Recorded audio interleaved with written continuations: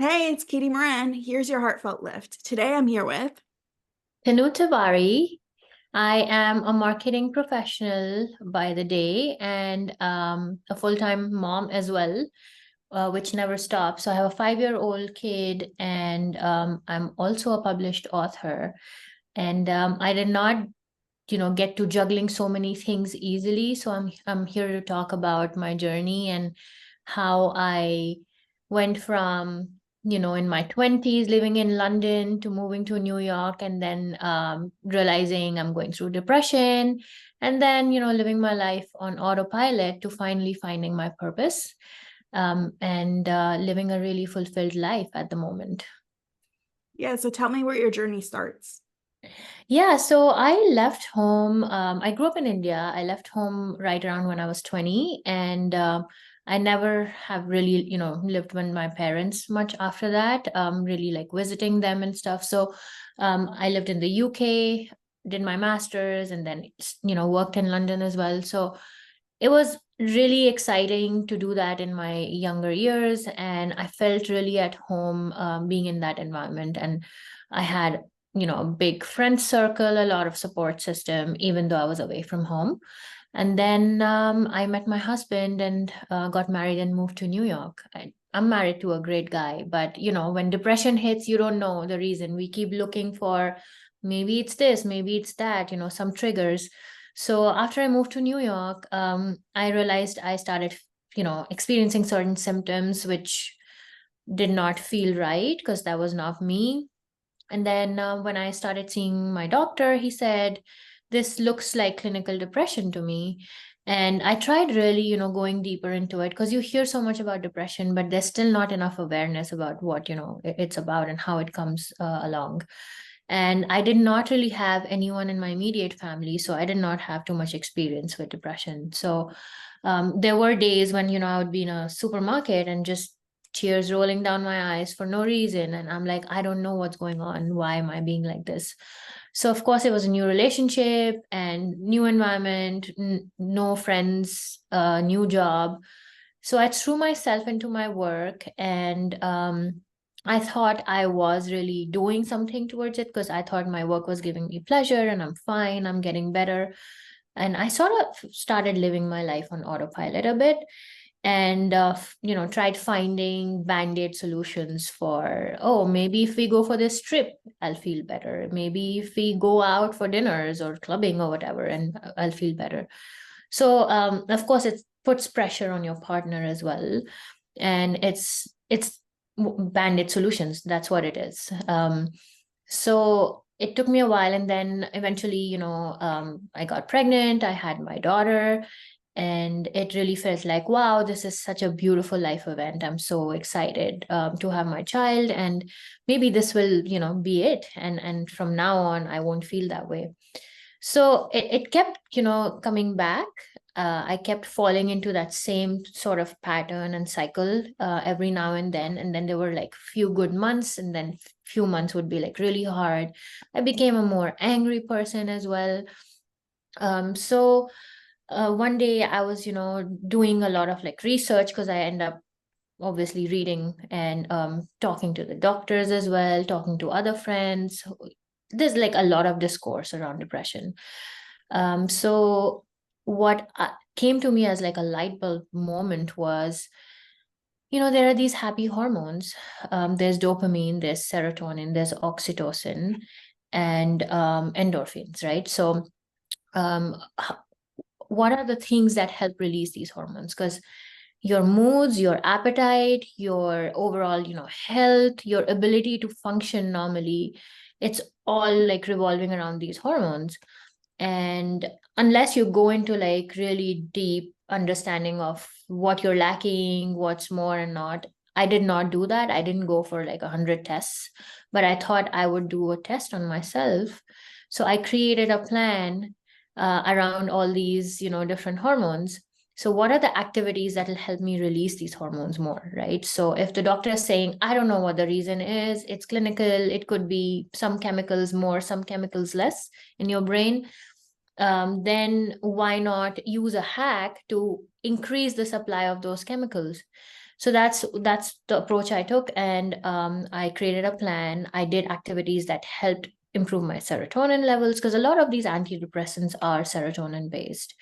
And then I got really, really, particular about exercising. So first thing in the morning, if you start your day with releasing endorphins, then you're really, set up for having the best day possible, at least chemically. And then, of course, dopamine, oxytocin as well. You have to work with people around you, your family members, to help, with those activities that will help you release those hormones throughout the day.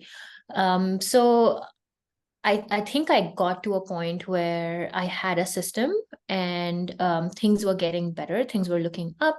And I started participating more and more in certain activities where I would just, withdraw and not feel like participating.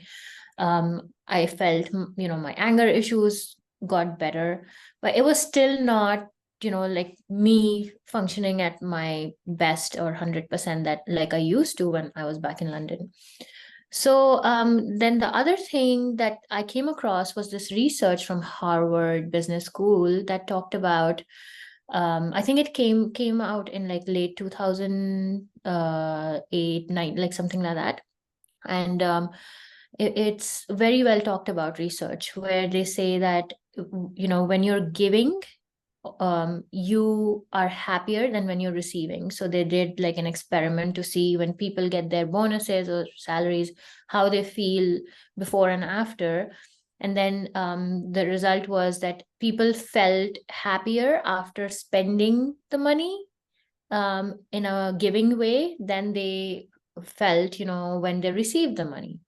So the whole theme around, money can buy happiness, sure, it can, it's important, but it's not the only thing that will bring you joy or happiness. So I was like, okay, so what are the other ways that I can, inculcate this or incorporate this in my life, where I'm trying, this giving and seeing if I can get something in return. So the biggest thing that I could do around me was mentorship.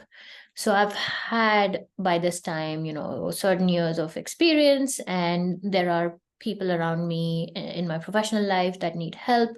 So I started leaning in more and more on mentoring and helping out. And by default, it ended up being a lot of women that I ended up helping.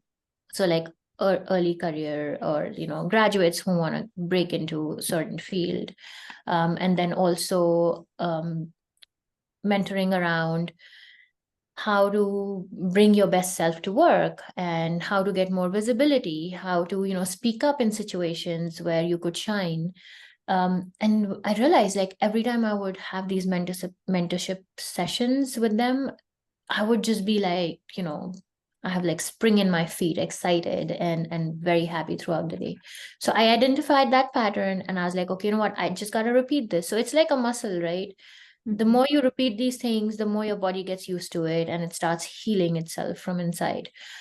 And same with your mind. And now, recently, I signed up for a graduate program in Stanford. I did my lead business program from there. I was so excited because up until like a year before, I couldn't even think that I would sign up for a program at this point in my life and still be able to go through with it. So I finished that, and while I was finishing that, I also ended up publishing children's book. So I am a published author now, and I could juggle all these things and manage all these things because I had a very set system. And I think like now I'm at a place where I don't get those episodes anymore, and I'm functioning to my full capacity. I'm juggling a lot of things. I'm hopefully being a good mom to my daughter and a good wife to my husband as well. And I have a big, circle here in California, since we moved in pandemic. I would love to know, what would you say to someone who might be in that bandage phase where they're just putting the band-aid on their wounds and not looking for proactive ways to address it? What would you say to someone? Yeah, so of course, I mean, there's different levels of depression, and it's a spectrum. It's not a one size fits all solution, and I'm in no way equipped, or even I don't have that education to prescribe anything to people, but this is just my experience Mhm. around creating a system. Like you incorporate these systems at work day in and day out, right? Like we are professionals, but we forget all those principles that we use at work to incorporate them in our lives too. There's nothing stopping you from creating a journal to really identifying the patterns. When are the times when you actually get the most down? Is it seasonal? Is it related to certain triggers? Is it related to certain people in your life? There could be toxic people who are creating that trigger for you. Or is it related to your eating habits or your lifestyle? So you need to like start creating a journal and start noting down what the patterns are, and then create a system for yourself. And say like start with a few small things, like take 5 minutes every morning to meditate. Go for like a 10-minute walk in the afternoon or in the morning whenever you can. So get into the system of releasing these chemicals that are responsible for your happiness, and try baby steps, because when you're in it, everything feels overwhelming. And it's, even if you go to a doctor or a therapist, it feels like, oh my God, I'm going through this, huge problem, and I don't know if I'll ever be fixed, and something's broken within me. So yeah, your inner voice needs to change. You need to tell yourself you can do it. Create a system, try helping, release those chemicals and see if it gets better. And if it is getting better, again, journal, like note everything down, take a note. I mean, we didn't get all this advanced medically without, journals Mhm. from centuries. If we didn't have notes from back then, we wouldn't have all these different cures and treatments today. Yeah, I love that. And I love how you kind of touch upon the idea that we can be in partnership with the professionals that help us by supplying them with the information they need to do their job to the best of their ability. And I think that's so important. And just realizing the importance of our own self advocacy and the role we play in our own well being and healing. So, Yeah, thank you so much for coming on today. you're very welcome. It's a pleasure. Thank you.